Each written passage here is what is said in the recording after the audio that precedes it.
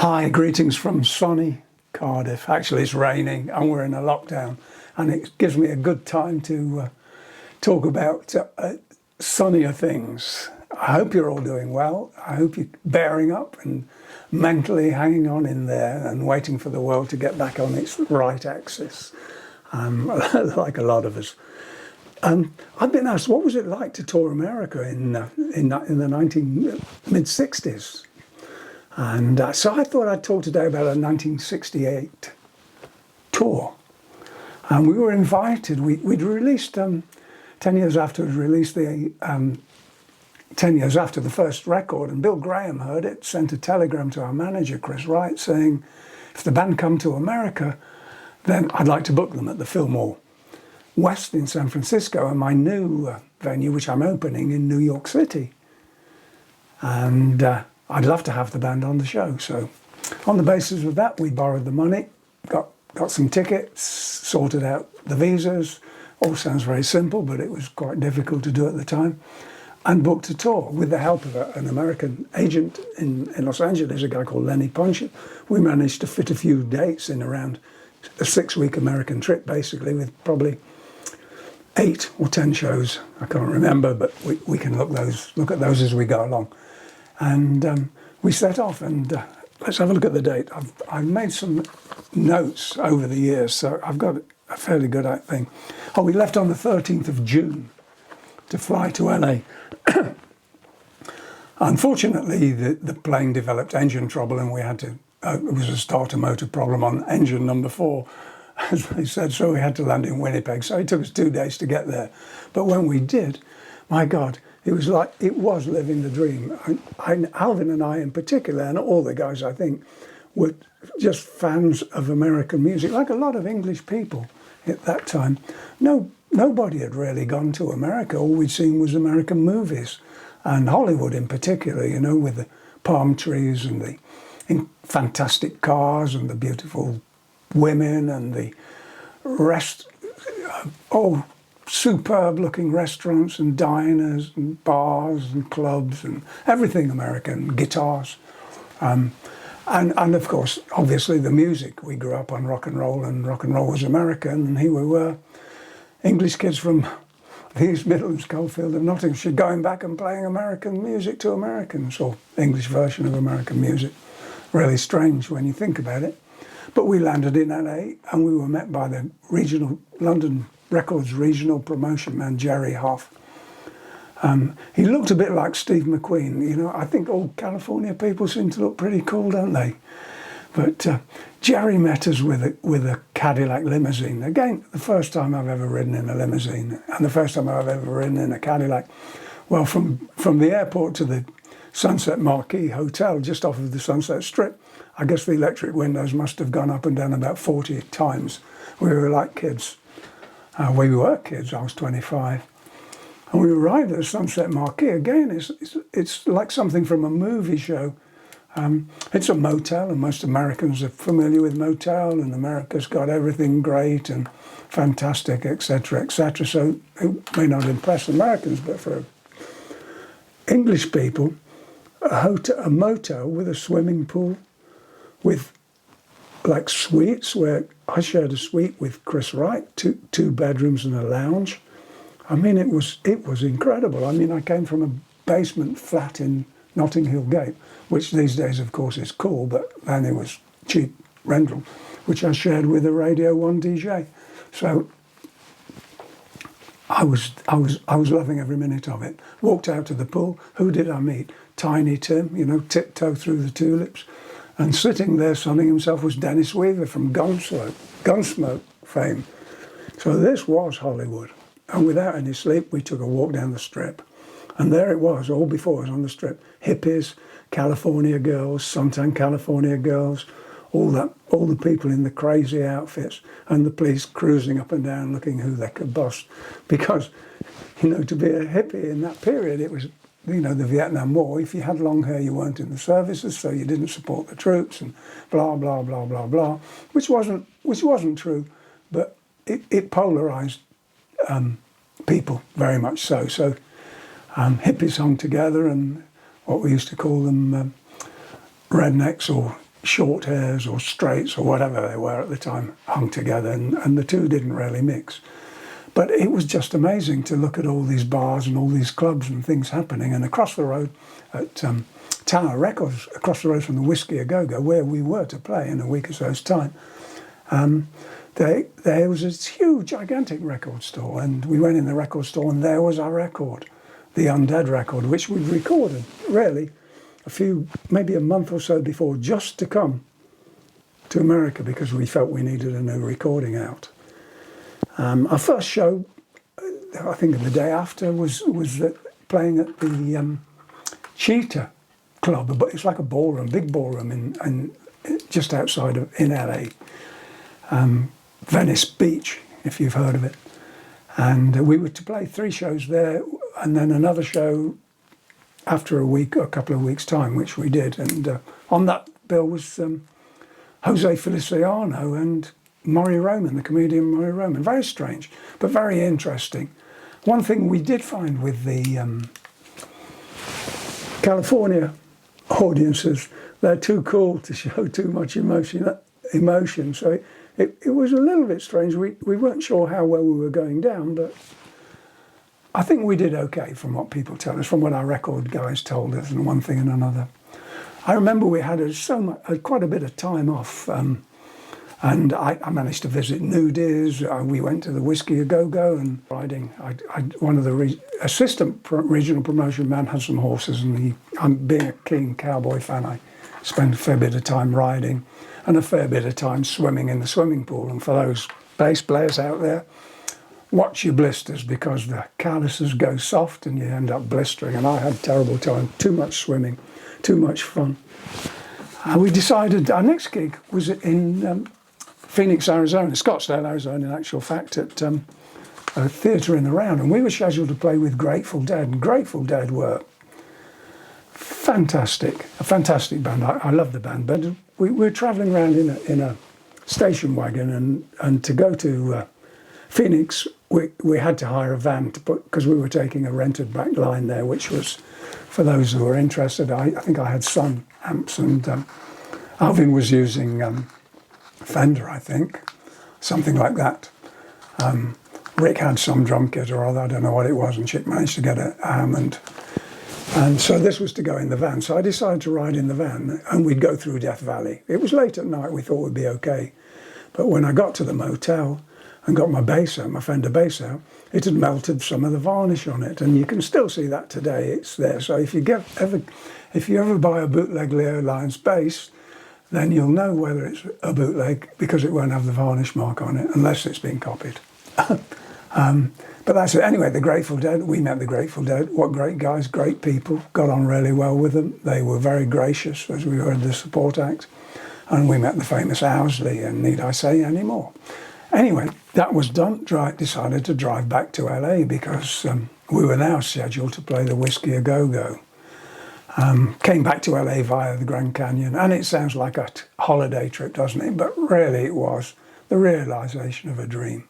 Everything American, that British people that were living in the mud and the rain and didn't really have a decent hamburger bar at the time, dreamt of. So there we are, throwing it in. When driving whilst we were in Phoenix, it gives you an idea of what it was like when I mentioned about the polarisation of people.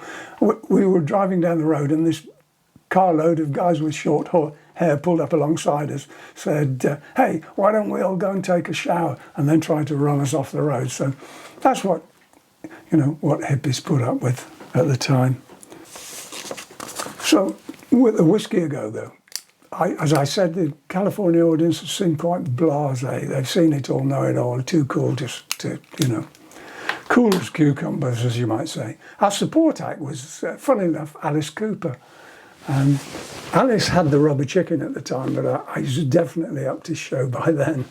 And I haven't seen him for years, but I know he does a wonderful show. I mean, it was all very wonderful. I had more time than I've ever had on any other tour, because we had so few gigs. We took a week out. We had a week to spare, so we went out to a place in Golden Beach, in the Golden Bear, Huntington Beach in California. That was something that Canned Heat had recommended to us. I'd met Canned Heat, and they actually came out to see us when we played there. And we had a good week there, and a lot of people from the Whiskey, funny enough, came out to see us. A lot of ladies came out to see us. And again, for those who are too young to know, it was all about what's your star sign and this, that and the other. But they went one first. Some of these girls had Ouija boards. If you asked them if they wanted to do something, they would consult the Ouija board before they decided yes or no. Very strange, but it was new. And it was California grass. Again, I've talked about California grass before. Well, you can imagine. This is interesting. The 27th, we went to the Fillmore West to play the Fillmore West in San Francisco. And before the show, we were playing with Peter Green. And we met up with Peter and John and the other guys.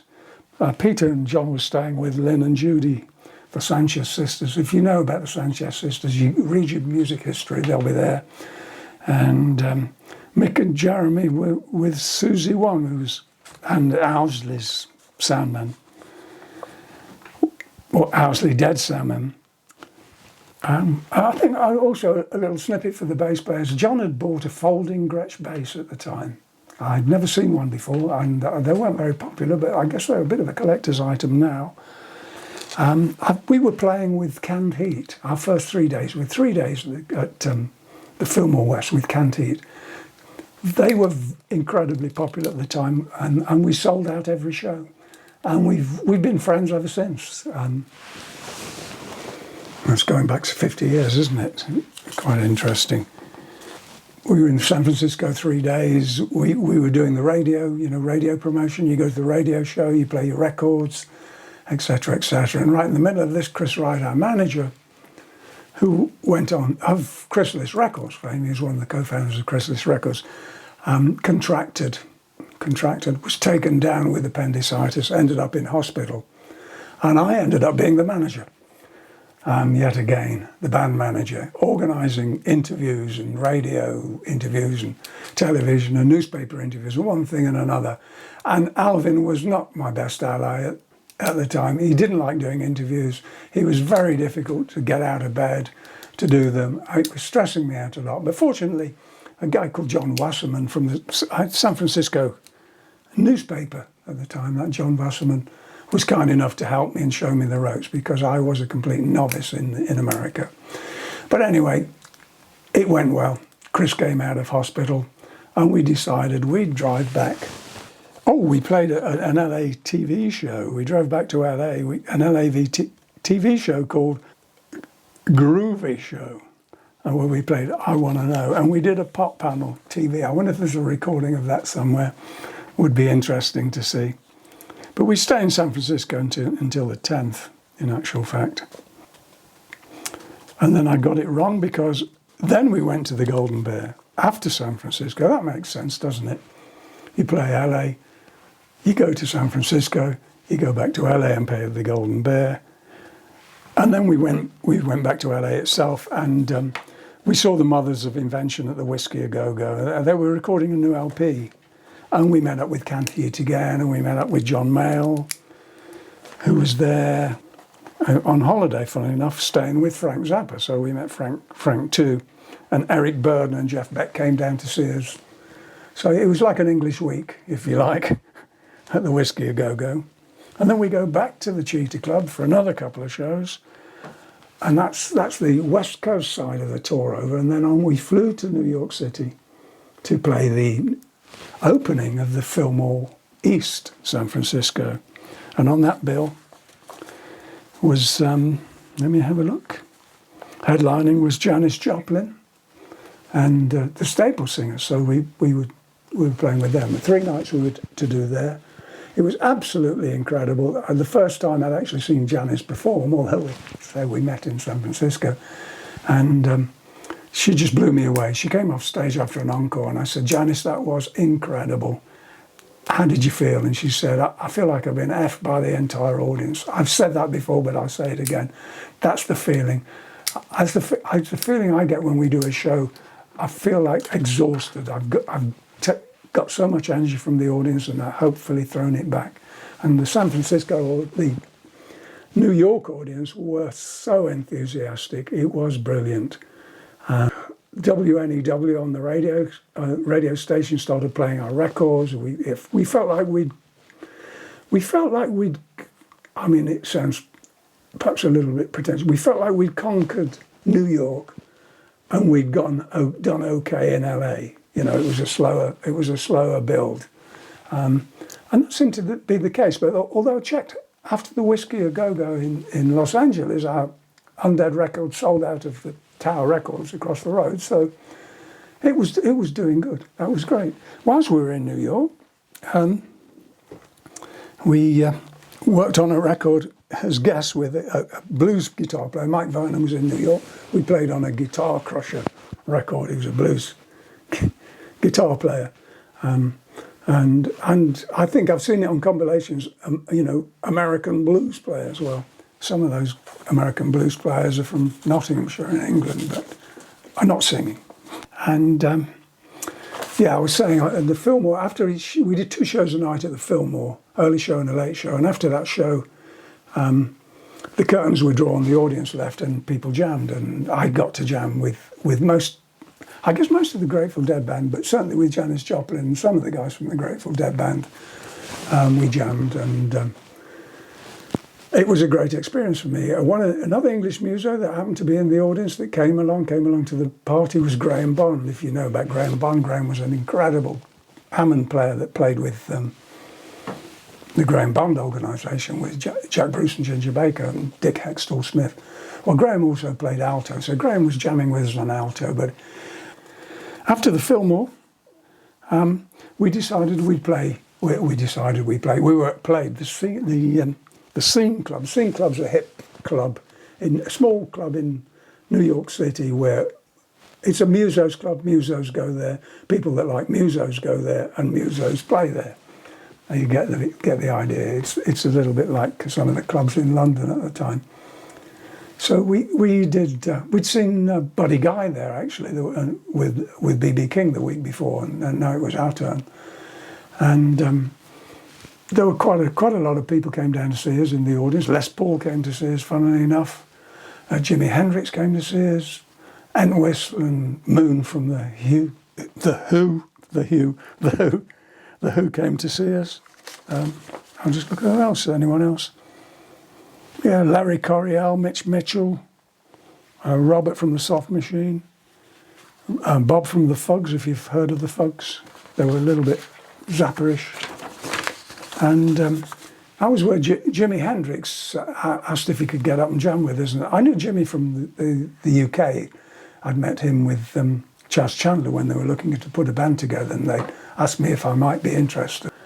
It was just one of those things. So I knew Jimmy. Jimmy asked if he could get up and jam with the band, and it made no sense for him to play guitar because he didn't have a guitar. So he played my bass, which people say made the value of my bass improve by today's heritage standards. Who knows? But it's one of those fun things that happened. That was happening all the time. Running into your idols, Buddy Guy, B.B. King, different people like that.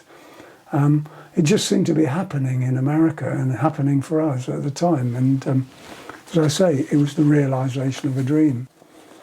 After 28, 30 tours of America, you kind of get used to it. But the first time you do something like that, and the realisation of a dream since you're an 11 or 12-year-old kid, when you first saw, an American movie, is quite something.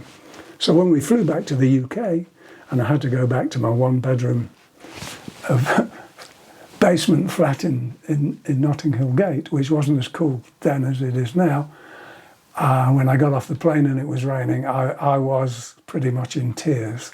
But I was lucky. We were lucky, and we were lucky to be invited back. And within a matter of less than 5 or 6 weeks, we were back on another tour with a new agent, and the rest is history, as they say.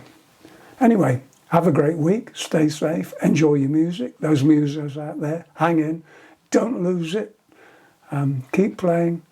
The world needs music. And if you like this channel, please subscribe. Okay, take care. Bye.